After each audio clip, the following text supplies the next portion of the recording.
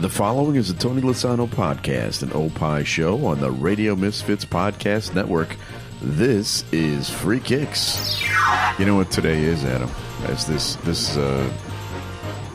episode drops on a very special day. Do you know what it is? No, I don't. It's the Ides of March. Oh. Beware the Ides of March. That's what Julius Caesar said. What does that really mean? That's when he got assassinated. A soothsayer told him to beware because he would be assassinated on the Ides of March, which is March 15th. So, all I can say to you is beware the Ides of March. And it's time for another episode of Free Kicks. And now, Free Kicks. Free Kicks with Illinois Youth Soccer Association's Director of Coaching, Adam Howarth, and Rick Kemper. Too literary for you? Yeah, certainly for in the morning, that's for sure. I haven't read my books, but I do like a little bit of Julius Caesar for sure. So I read the book in high school. Yeah, I do too. Well, let's talk about something else, a little less highbrow than William Shakespeare. What do you say we talk about what's happening on the pitch? Yeah. Premier League football. What's happening on the pitch? And boy, do we have a title race now or what? Wow. That's awesome. Really, really cool. I mean, I'm just looking at the table right now. 1 point between three teams. It's fantastic. Incredible match between Man City and Liverpool. I don't know if you got a chance to watch it. I did, yes. Included a possible penalty not called, numerous shots off the crossbar, 2 disallowed goals, a controversial removal of Kevin De Bruyne, which led to an argument on the sideline with Pep. Lots of action, but it ended in a draw. Yeah. And ironically, that was the best result for Arsenal, which found itself top of the table at the end of the day. So, kind of ironic that arguably 2 of the better teams draw, and then the third team sneaks themselves up top. So, yeah, kind of cool. Well, I thought, the Liverpool youngsters held their own against a healthy and sharp City side, and I think they probably should have won that game. Yeah, they certainly had some clear chances. You could argue that City deserved the lead. Fairly early on, but early on for sure. Yeah, but certainly Liverpool in front of the Anfield crowd, they definitely turned it on. There's no question about it. And even a fully fit Mo Salah probably would have had a bigger effect. I mean, he was on the field for less than a minute when he played that ball in, right, for the one-on-one, which he ended up missing. But it was. I think it was just a great game to watch. 2 good teams. Yeah, absolutely. And having watched that game, I don't know if I've changed my assessment, but I still think that Manchester City is going to win it all, and actually the odds makers are on my side. And let me go through my reasons for that. Okay, even though Arsenal took care of business, and now they're on top of the league. They're tied in points with Liverpool, but they're ahead in goal differential. And they face Manchester City next, which is going to be a rough game, March 31st. There's a lot riding on that one. But they have a very tough schedule, Arsenal does. If you look at the rest of the schedule, they face Brighton, Tottenham, and Man United away. And Aston Villa at home. So they still have 4 very tough games. Man City has a very easy schedule left. They really only have 2 more games that I would consider difficult. At home versus Villa. Villa not quite as strong away as they are at home, right? And then away at Tottenham. And that's it. The rest of their games are like, bottom of the table teams. And then the other team, Liverpool, my team, they still have to play Villa, which is a very tough place to play. Sure. At Manchester United, 2 tough stadiums. They also face Tottenham and Brighton at home, and they're playing, 13-year-olds. Yeah. No, I think you're right. I would, if I was a betting man, and certainly I never bet on the Premier League because you never know what's going to happen. But I would definitely say Man City has the best run in, like you mentioned, and they're fully fit. They are. I think when you look at Arsenal's pretty close as well. Liverpool's obviously in the worst shape, but that's why you got to credit Liverpool. But I think they're really going on the momentum of your Klopper Jurgen leaving. So I think they're definitely riding those coattails, which is still perfectly fine. But I honestly do think, and agree with you, that Manchester City they're just primed. They're in the perfect spot. They're like the person who's sitting in third place in the mile, ready to do the sprint at the end. Exactly. That's kind of how they've set themselves up. And they're still in the FA Cup. They're still in the Champions League. They've got lots of things that they can still achieve. I will say one caveat to that is if they lose to Arsenal, on March 31st, that they'll be 4 points back, and that could be difficult. But if they beat Arsenal, I think it's all over. Mm-hmm. Yeah. You can't see them losing, right? Because they score so many goals. But again, Arsenal have been scoring goals as well, banging them in, and as we mentioned, when you look at, I'm looking at the statistics now. When you look at it, Liverpool outshot Manchester City 19-10. Yeah. Lots of corners and greater possession in terms of the game itself. So yeah, like you said, with the youngsters. But you have to admit, when you watch games at Anfield like that, it's a very intimidating place to play.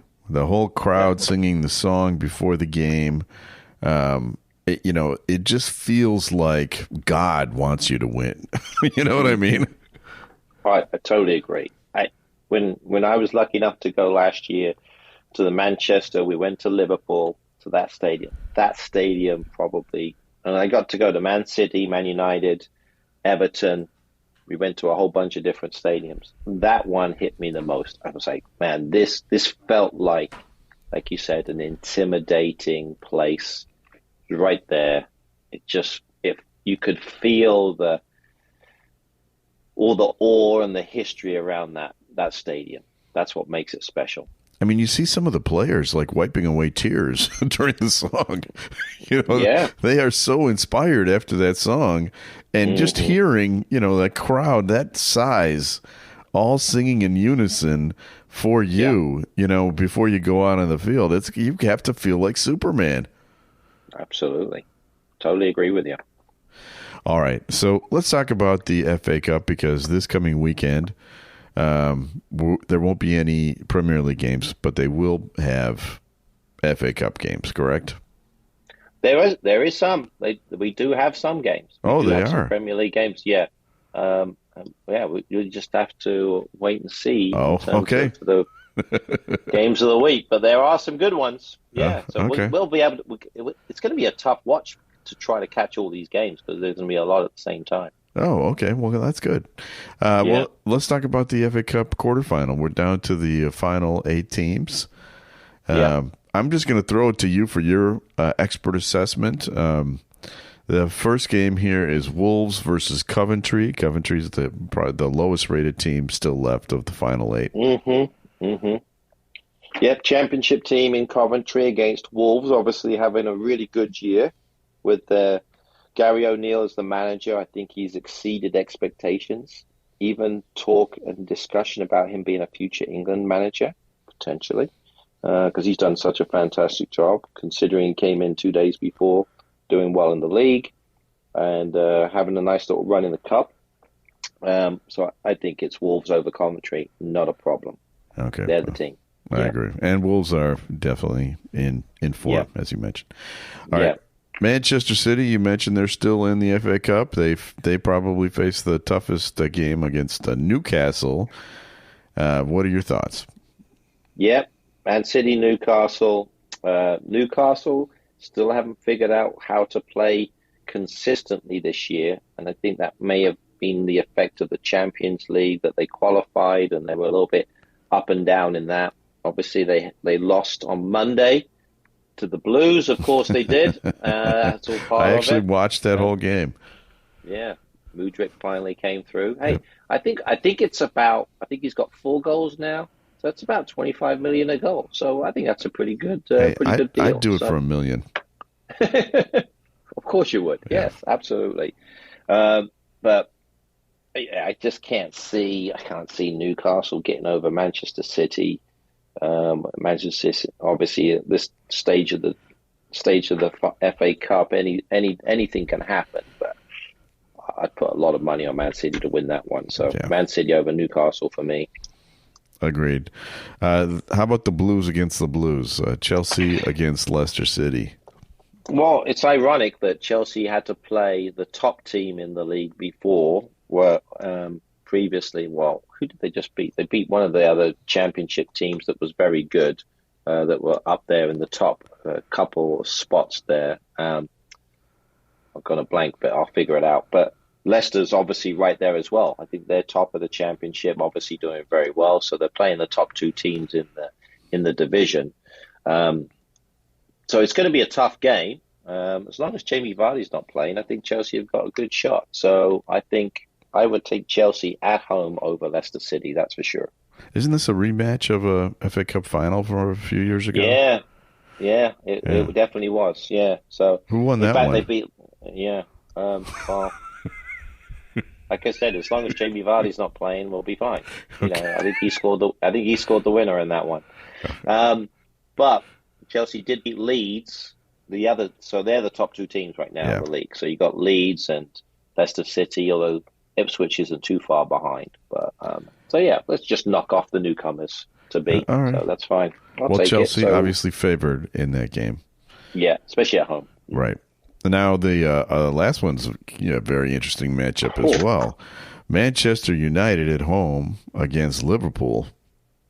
Yeah, this is going to be a great one. 12 times Man United have won the FA Cup against Liverpool's 8.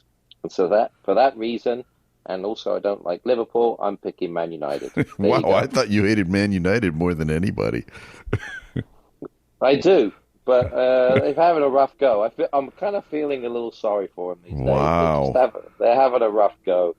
I do like the new ownership. I think that's going to move it in a good direction. They're going to need to get rid of a few players. They're probably going to get rid of the manager, in my opinion. I think it's all going to be changed at Man United by the summer. Why not? Let's have a Man United win. Give them a little chance, and then they can play Man City in the semi-final. Chelsea will play Wolves, and it's happy days. Chelsea versus Man City in the final yet again. So there you go. Predicted, done and dusted.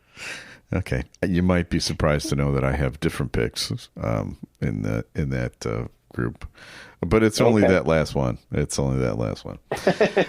All right, Free Kicks is brought to you by the Illinois Youth Soccer Association. Illinois Youth Soccer has been proudly serving the Illinois soccer community since 1975 and has a strong history of credibility. Illinois Youth Soccer is a non-profit corporation, charter member of U.S. Soccer Federation, official state association and charter member of U.S. Youth Soccer, administers U.S. Soccer Federation coaching programs, the Olympic Development Program, and referee programs, all through U.S. Soccer. So for more information, to sign up for courses, and to be part of some of our programs, go to illinoisyouthsoccer.org. And tune in next week or perhaps the week after that soon. We'll have much more information. Yes, absolutely. We'll do a little preview of some of the things that we got coming up. Absolutely. Okay. Time for your favorite part of the show. Time now to guess the Premier League star. Okay. This week's Premier League star is 29 years old. All right, so he's been around. And he has played for 2 clubs in the Premier League, but has also been loaned out to 8 different lower-level teams in the last 10 years. And I'm going to give you all 8 of them. You ready? Okay. Swindon Town, Southend United, Blackpool, Scunthorpe United, Colchester United, Coventry City, Sheffield Wednesday, and West Brom. Jeez. He's played for all of them. All right. He's a winger.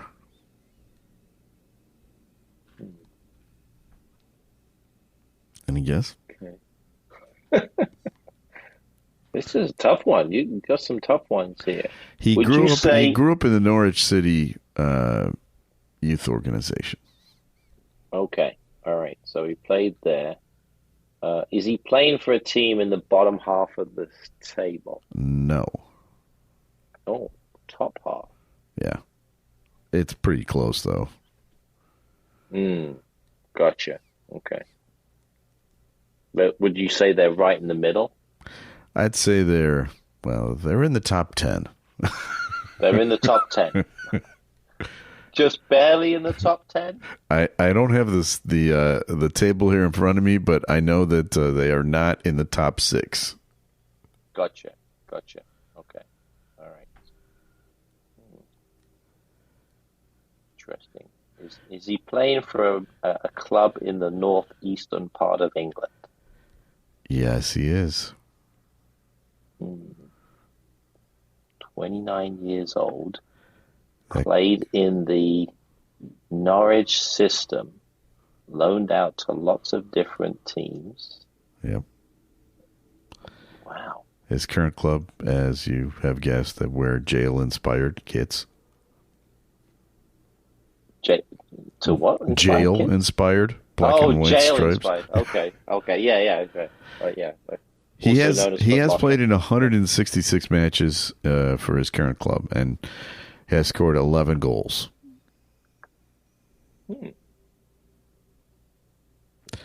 And the last one he scored might have given you a heart attack. Oh, okay.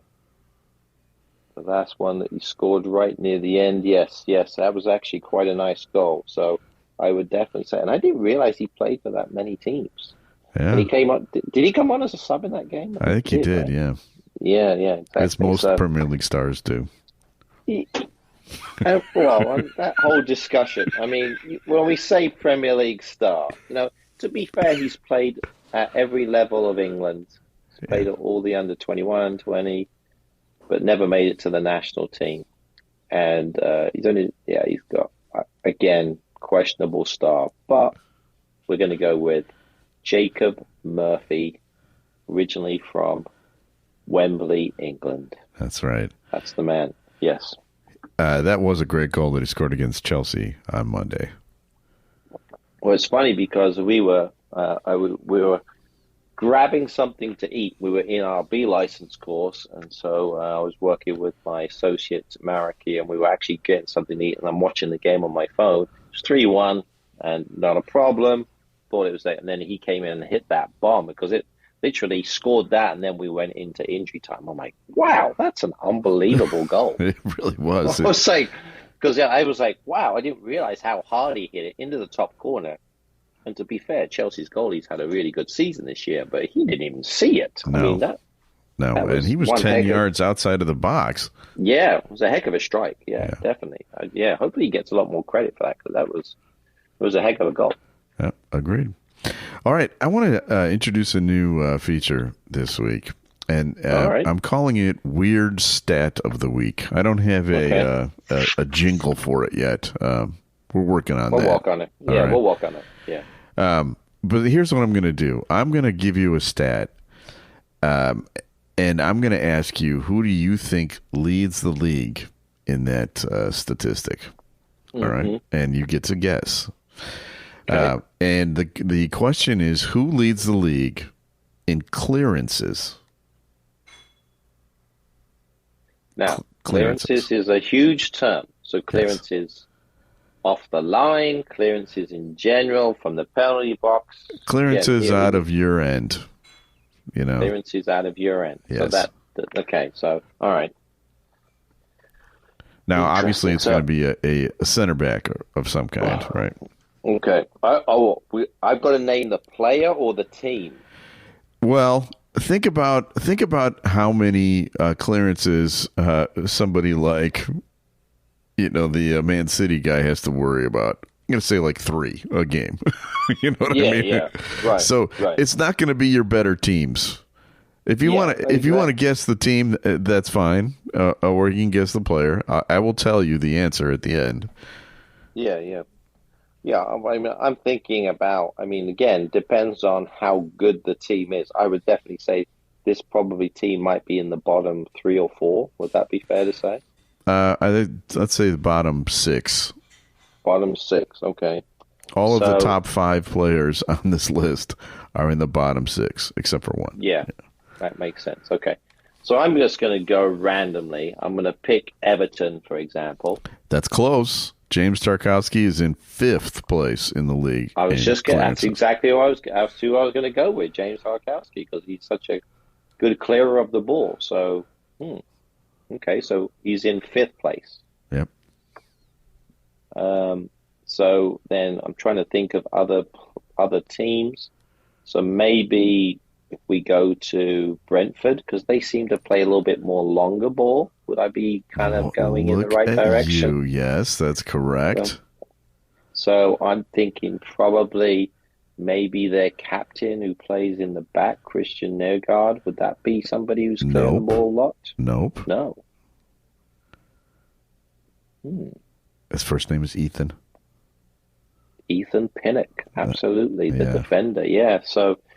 Yeah, okay, interesting. Yeah, the second most is Anderson with Crystal Palace.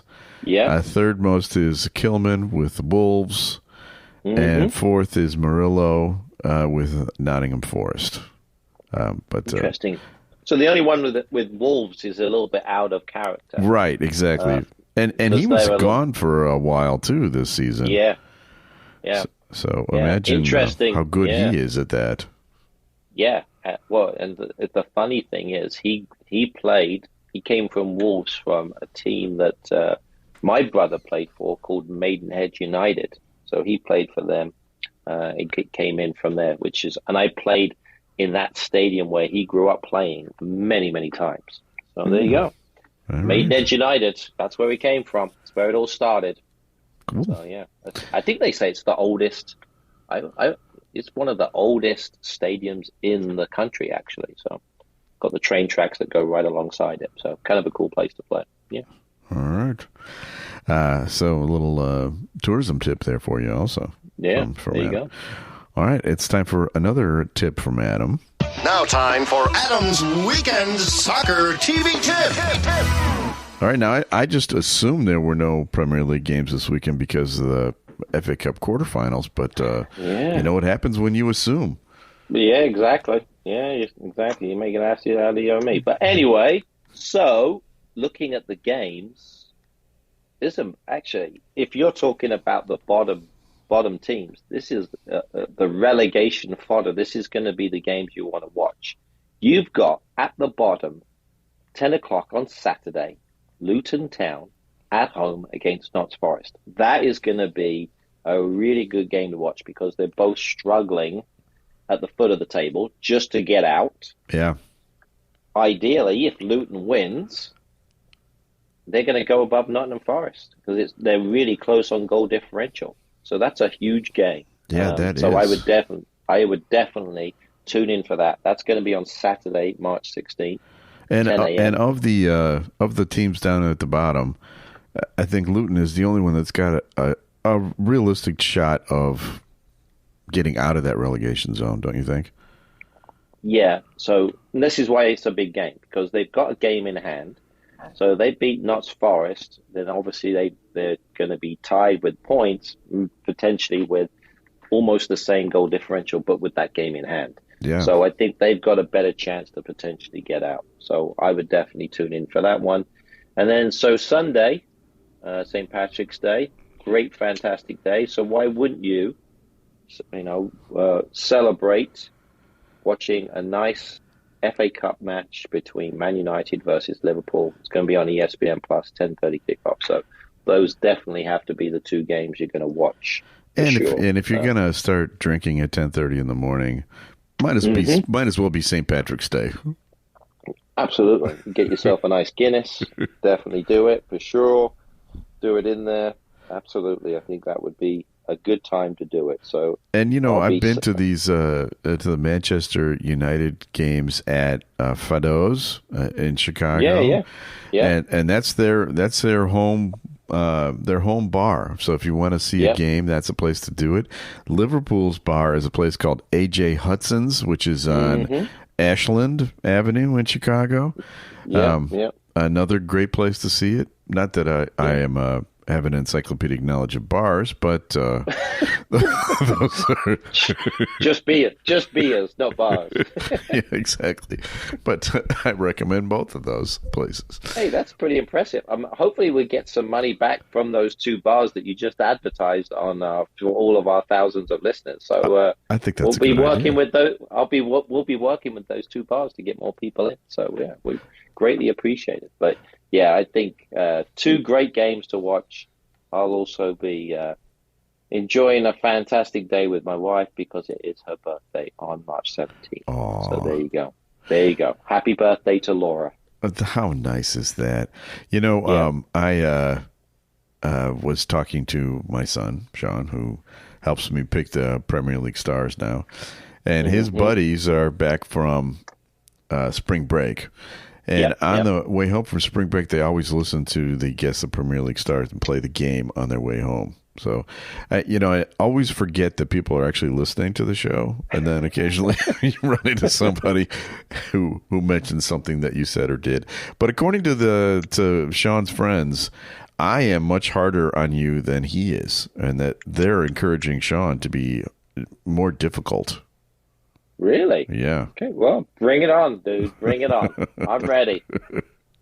All right. Free Kicks is brought to you by Green White Soccer Club. They're having their tryouts April 22nd and 23rd. As I mentioned, every week, teams available from U8 all the way through over 50. greenwhitesoccer.org is the place to go. All right, we have people to thank. We need to thank our executive producer, Tony Lasana, with Opie Shows. Opie is hippo backwards. We also have to thank Ed Silla with the Radio Misfits Podcast Network. Great Talk Radio hasn't died. It's not gone. It just found a better place to live. It's right here on the Radio Misfits Podcast Network. And we'll be back again next week with a brand new episode of Free Kicks. The proceeding was a presentation of the Radio Misfits Podcast Network. Find our other great shows on iTunes, Stitcher Radio, and at RadioMisfits.com. Thank you. This has been a presentation of Opie Productions. Tony, can you shut up?